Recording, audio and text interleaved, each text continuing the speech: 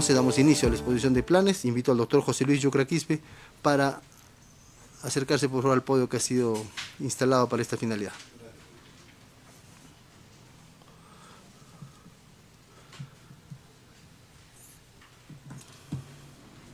Ya los tiempos han sido precisados y el control lo voy a realizar moderadamente quien habla. Adelante, doctor.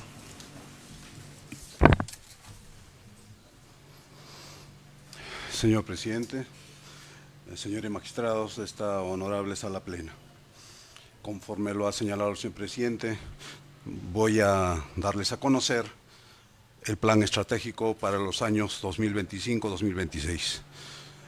Soy un convencido de que no es posible caminar sin tener una ruta, tenemos que tener un destino.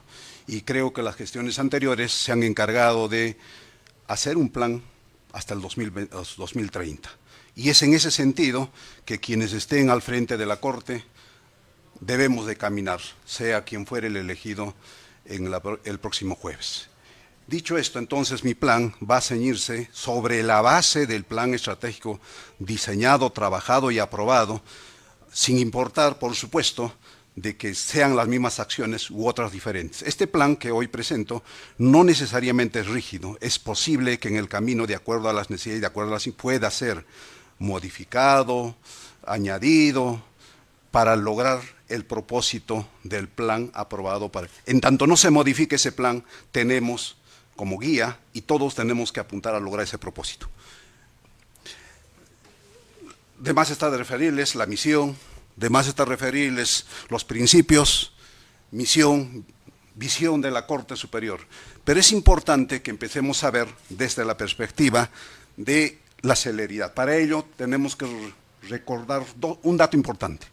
La Corte maneja 332.764 expedientes, de los cuales 150.192 están en trámite, 181.572 en ejecución, es decir, 45% en trámite y tenemos un 55% en ejecución, una gran parte de nuestra carga en etapa de ejecución.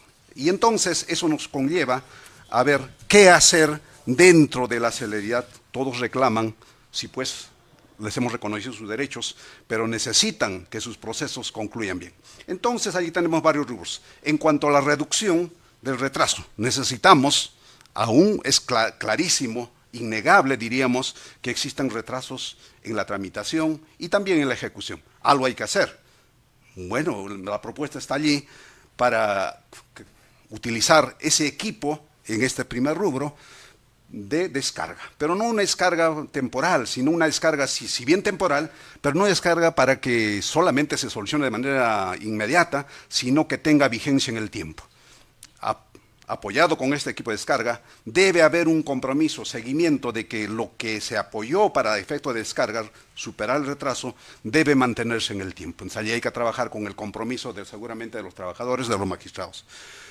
Tenemos también allí que esos retrasos, históricos algunos le llaman, necesitamos reforzar esos órganos jurisdiccionales con algún personal que de pronto es necesario y que debe mantenerse en el tiempo. También necesitamos agilizar, y creo que lo podemos lograr estandarizando los procedimientos, eliminando algunos actos procesales innecesarios, pero no lo podemos hacer en tanto no tengamos una estandarización de qué hacer, de qué actos procesales sí son necesarios, obligatorios, y otros son innecesarios. También allí tenemos que establecer mecanismos de comunicación que optimicen la herramienta, el administrador te escuche. Yo digo, dejar que los trabajadores, el magistrado, haga su función y el órgano administrativo, que está para apoyar, haga su función y no distraiga a los quehaceres jurisdiccionales. Hay que planificar programas para fortalecer el clima laboral. No podemos ignorar que los trabajadores son pues nuestro brazo derecho y necesitamos compenetrarnos con ellos, necesitamos incentivarlos a ellos. Tenemos también la especialización de los órganos jurisdiccionales. No es posible que un juzgado conozca varias materias a la vez. Necesitamos especializarlos. En el área civil, por ejemplo, tenemos que un juez civil conoce varias materias, comercial, tributario, contencioso, administrativo, etcétera, cuando perfectamente si hacemos un análisis podríamos llegar a especializarlos. Hay que evaluar un proceso de consolidación en las áreas penales para ver cuál es el avance que se ha tenido, porque si hay necesidad de hacer acciones, hay que consolidar, no solo en el área penal, sino en el área laboral, paz, letrado, etc. Tenemos también en el área de la digitalización, el papel ya debe desaparecer, pero todavía hay algunos órganos jurisdiccionales en los que todavía hay esos archivos digitalizados. Todavía no las hay algunos. Hay que concluir ese proceso para eliminar del todo esos archivos que son aún en papel. En cuanto a la visita y asistencia, tenemos que ver que allí necesitamos, sí o sí esta vez, hacer que la administración haga su papel, preste apoyo a los órganos jurisdiccionales, de tal forma que los jueces y trabajadores que están en el área jurisdiccional puedan dedicarse única y exclusivamente a su función. Hay que discriminar, es hora de que empecemos a consolidar de que la parte administrativa haga su función y el personal del área jurisdiccional haga lo propio.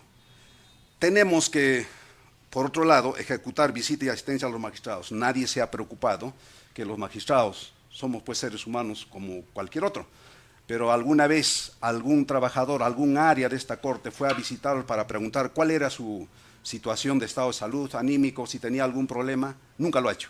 Creo que es hora de establecer programas que hagan que los magistrados, sin importar de qué rango, paz, letrado, especializado o superior, pueda ser visitado y preguntarle cómo se encuentra, tiene algún problema, en qué lo apoyamos. Creo que eso no lo hemos hecho hasta ahora, necesitamos que eso se ejecute. Entonces, para ello necesitamos establecer además programas motivacionales de antiestrés. Los magistrados, no porque seamos magistrados, no tenemos problemas de estrés, los tenemos, y muchos, y hay que hacer algo al respecto. En cuanto a las acciones de bienestar del personal, es innegable, perdón, no funciona. Es innegable que el personal auxiliar jurisdiccional deba ser atendido. Necesitamos que ellos estén de la mejor manera. Para ello hay que promover un centro, yo decía, una unidad médico-psicológico integrado como equipo para hacer la función que tiene que hacer. Permanente, no temporal. Necesitamos, además, crear un fondo de solidaridad de asistencia en los casos de emergencia. Hasta ahora no se ha creado. Existen formas, mecanismos que pueden permitir tener un fondo para esos casos precisamente en los que los trabajadores necesitan apoyo, porque cada vez que hay que apoyarlos tenemos que recurrir a los magistrados, entre los trabajadores, una actividad, pero podríamos tener un fondo precisamente para destinar el apoyo que ellos requieren en el momento preciso. Necesitamos consolidar el reconocimiento de los trabajadores. Sin los trabajadores, queramos o no, nuestra labor no podría ser posible. En cuanto a los jueces titulares, es necesario no dejar pasar por alto que las plazas, apenas se produzcan como vacantes, deben ser comunicadas a los órganos pertinentes para efecto de que estos sean considerados por la Junta Nacional de Justicia y obtener los titulares. Tenemos varios casos en los cuales ya existen plazas hace buen tiempo y hasta determinado tiempo aún no se ha considerado para ser cubiertas por titulares. Creo que si existe ya un espacio para ser titulares, pues estos deben ser ocupados por nuestros magistrados que se postulan muchas veces y no logran este propósito porque no existen las vacantes debidas. Necesitamos designar no solo a los jueces provisionales, sino a los jueces supernumerarios, siempre en orden de mérito, de antigüedad. Necesitamos implementar un programa de tutoría y monitoreo, sobre todo en los magistrados que asumen por vez primera como provisional en una función, como supernumerario en otra, pero no de manera temporal, sino tener un equipo permanente, porque por el hecho de que ya tenemos una función, no significa que no requerimos apoyo. Siempre existen casos nuevos que requieren apoyo, entonces tendrían a dónde recurrir. Un equipo que permita orientar, que no necesariamente tiene que tomar decisiones, pero tener un apoyo creo que importaría hacer mejor su función. En cuanto a los mecanismos de lucha contra la corrupción, que es otro objetivo estratégico, el objetivo número 2. Necesitamos implementar un canal de comunicación interinstitucional. pero no solo interinstitucional, sino además de la institución hacia los usuarios, no solo usuarios del servicio, sino a los usuarios respecto a la difusión de los quehaceres jurisdiccionales. Entonces, es imperativo establecer, no sé si una vez al mes, de manera periódica, diría yo, informar. Creo que no tenemos nada que esconder. Hay que salir, como quien dice, convocar a la prensa para comunicarles lo que estamos haciendo, lo bueno que estamos haciendo, no solo salir a defender las causas cuando se nos imputa algún hecho indebido, sino hay que comunicar las buenas acciones y los programas que venimos implementando en el quehacer cotidiano. Necesitamos implementar entonces una política de comunicación interinstitucional. Es necesario programar, planificar y ejecutar, ¿por qué no?, cursos y conversatorios periódicos con la prensa. Yo decía hace un momento, no tenemos que esconder, las cosas, los tiempos han cambiado, son diferentes a lo de antes, pues creo que no debemos tener temor de comunicar a la prensa, menos capacitarlos. Muchas veces malinforman precisamente por falta de conocimiento, y creo que ha llegado el momento en que hay que hacer cursos para ellos, cortos ciertamente, con la finalidad de que estén enterados cuál es la mecánica, cómo trabajamos para que ellos no malinformen. Necesitamos además difundir a través de estos canales de prensa nuestros flujos, nuestra forma de trabajo en los procesos, precisamente para evitar esos malinformes, esas informaciones tergiversadas y que no van pues con la realidad, no son reales. Creo que no debemos tener temor de hacer ello. En cuanto al flujo de litigiosidad de los procesos judiciales, allí es importante, tenemos que entonces consolidar, mejorar el diseño del flujo de litigiosidad. Necesitamos establecer flujos.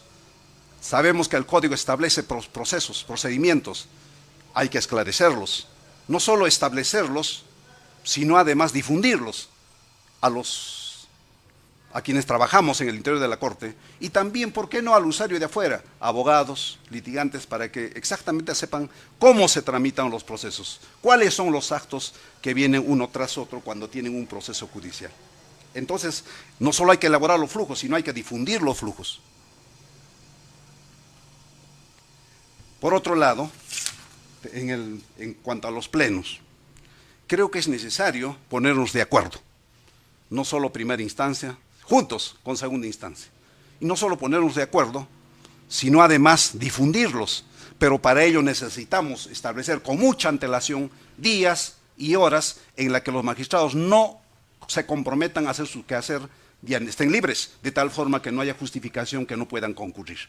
Establecido estos acuerdos, hay que consolidarlos y hay que difundir, no solo al interior, sino al exterior, a los usuarios, entre ellos, por supuesto, que abogados. En cuanto a los programas de justicia itinerante, todos sabemos que existen poblaciones en zonas aledañas, en zonas alejadas muchas veces. ¿Es necesario ir hacia ellos? Claro que sí es necesario. Y entonces para ello necesitamos evaluar y implementar programas que permitan ir a aquellos lugares en las áreas más alejadas y, ¿por qué no?, establecer como norma que la sala, por ejemplo, de Camaná pueda itinerar por lo menos 2 veces al año. En cuanto a los procesos judiciales con enfoque intercultural, hay zonas de población quechohablante. Creo que es necesario enfatizar a estas áreas, a los trabajadores de estas áreas, en el dominio del idioma quechua, porque tienen muchas personas quechohablantes, implementar con prioridad este personal. En cuanto al acceso a la justicia para personas vulnerables, justicia en tu comunidad, todos sabemos que es muy conocido, difundido, el programa Justicia en tu Comunidad. Hay que seguir consolidando, fortaleciendo, apoyando ese programa, como lo han venido haciendo las demás gestiones. En cuanto a los procesos judiciales en ejecución, hace un momento les señalé que el 55% de nuestra carga, que tienen nuestros órganos judiciales, penales y no penales, están en ejecución. Al respecto, ¿qué hacer? hay que establecer algunos mecanismos que permitan facilitar el trabajo, pero no solo ello, sino hay que consolidar lo que ya se estableció, un secretario de diligencias externas, pero en los juzgados en las que ya existen. Pero no necesariamente tenemos que crear juzgados de ejecución. ¿Por qué no establecer secretarios de ejecución en los juzgados que actualmente tenemos? Porque, como les digo, la mayor demora que tenemos no le sirve al justiciable, al de afuera, que le demos una resolución final en la que le demos razón y no pueda hacer efectivo su derecho material a la que le hemos dicho que sí tiene, a la que sí tiene derecho. Necesitamos hacer algo respecto a la ejecución y para ello es necesario promover, crear secretarios de ejecución. En cuanto al impulso de la mejora en la calidad de servicio, hay buenas prácticas y esas buenas prácticas, bueno, hay aplicaciones, ¿no es cierto?, que se han creado y esas aplicaciones hay que inventariarlas para determinar cuáles son útiles y cuáles no. Pero sobre todo hay que implementar algún programa, alguna acción de incentivo para mejorar esas prácticas de buena gestión, que las hay, muchas de ellas, y hay que difundirlas, hay que identificarlas y hay que difundirlas en las demás áreas, en los demás órganos jurisdiccionales. Hay que revisar, consolidar la implementación de los mecanismos que permitan estandarizar los criterios, no solo de magistrados, sino de trabajadores, porque los procesos de juzgado a juzgado no son diferentes, el mecanismo procesal es uno solo, pero si hacemos la estandarización, seguramente que todos los juzgados, eliminando por supuesto los actos innecesarios, podría agilizarse el trámite de los procesos. Entonces allí hay necesidad de estandarizar los procedimientos establecidos por la ley, eliminando aquellos que son innecesarios. Doctor José Luis, los 15 minutos ya, Sí, los 2 minutos adicionales. Muy bien, gracias, señor presidente. En cuanto, dada el tiempo, debo precisar que en cuanto al tema del desarrollo de la transformación digital, que es uno de los rubros que ha venido no para ausentarse, sino para quedarse. Queramos o no, la transformación digital ha venido y no se va a ir. Por tanto, necesitamos ir en ese sentido. Hay que utilizar la tecnología para apoyarnos. Y entre ellas, creo que una de mis propuestas es promover la creación de programas de uso de inteligencia artificial para apoyar nuestra labor. Muchos de los procesos no se resuelven precisamente porque hay demora. Y esa demora necesitamos superarla, pero podemos tener una herramienta que es la herramienta digital. Finalmente, si bien el tiempo no ha sido suficiente como para poder establecer, está a disposición vuestra el contenido de mi plan. No sin antes indicarles que, independientemente al contenido del plan que se ha presentado, tenemos dos cosas que hay que hacer para nosotros. Una primera, hay que apoyar la labor que se ha hecho hasta ahora. No solo hay que apoyar, hay que continuarla y acabarla, porque ahí sé que el señor presidente que está a la fecha ha empezado varias obras, varias cosas que han quedado inconclusas.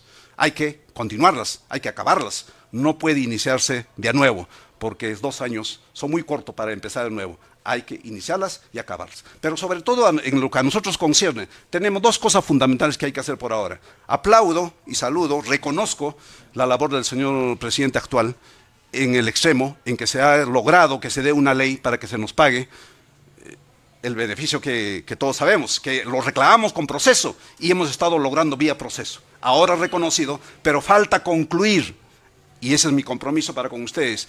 Hay que concluir gestionando hasta el día en que se haga efectivo los recursos necesarios para consolidar aquello que ha logrado hasta el día de hoy el señor presidente. Esa es una primera situación.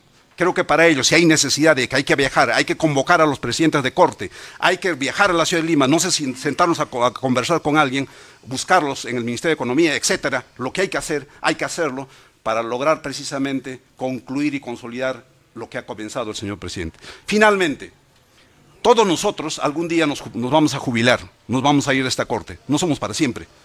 Los que ya estamos cerca y los nuevos que están en la corte. Algún día nos vamos a jubilar y está pendiente, y creo que ese es uno de los compromisos, está pendiente, está paralizado en el Congreso, el famoso REJUS. Hay que reactivarlo, hay necesidad de reactivarlo y concluirlo, porque el día que nos jubilemos, seguramente no tendremos lo que esperamos tener. Entonces, mi compromiso con ello es hay necesidad de mover a los presidentes de corte, hay necesidad de viajar, no sé si sentarnos con los congresistas, no lo sé, pero si hay que hacerlo, tenemos que hacerlo, porque el objetivo es que algún día nosotros nos vamos a jubilar y tenemos que tener nuestras pensiones acorde a nuestra función. Y creo que estos dos extremos que acabo de señalar serán uno de los compromisos, independientemente al tema de la función jurisdiccional, para lograr nuestro propósito. Mi compromiso para con ustedes, señores magistrados, es ese, lograr que esa ley pueda ser aprobada. Y como seguramente el señor presidente lo ha hecho, se ha sentado, ha buscado, ha persistido, ha insistido, ha logrado una ley que ahora falta su ejecución. Y está pendiente, entiendo que sea paralizada por las razones de las circunstancias que se ha dado en la nación, precisamente esta ley que está en el Congreso, aprobada por el Poder Judicial y que está paralizado en la Corte. Muchas gracias.